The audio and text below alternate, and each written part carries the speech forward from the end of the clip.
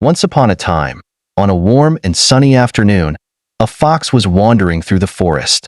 He had been walking for hours, and the sun was high in the sky, making him feel quite hot and thirsty.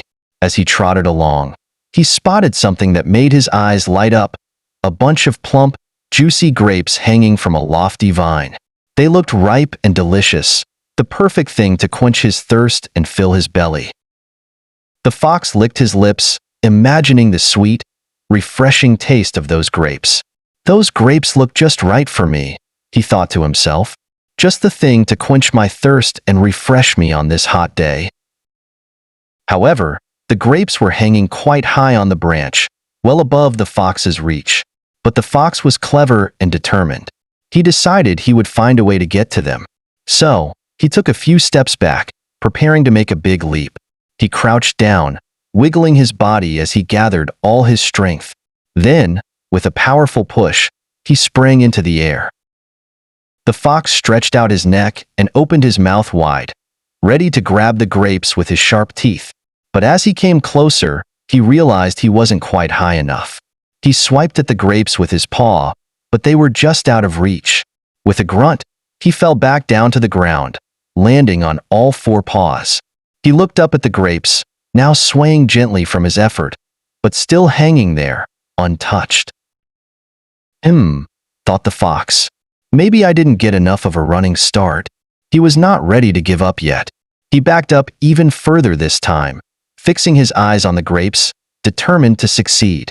Again, he crouched down, focusing all his energy on the jump. He took a deep breath and sprinted forward, jumping with all his might.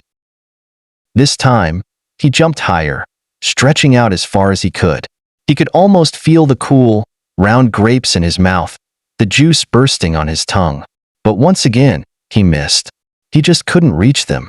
He landed back on the ground, a bit more frustrated this time. The fox panted and shook himself off. He was starting to feel tired, but he didn't want to admit defeat. "All right," he muttered to himself, "I'll try one more time." He took a moment to gather his strength, then backed up even further than before. He ran as fast as his legs would carry him, and with a mighty leap, he launched himself into the air. But alas, it was no use. No matter how hard he tried, he just couldn't reach the grapes. They were simply too high for him. The fox landed on the ground, more exhausted and disappointed than ever. He sat there for a moment, looking up at the grapes that still hung high above him, taunting him with their unattainable sweetness.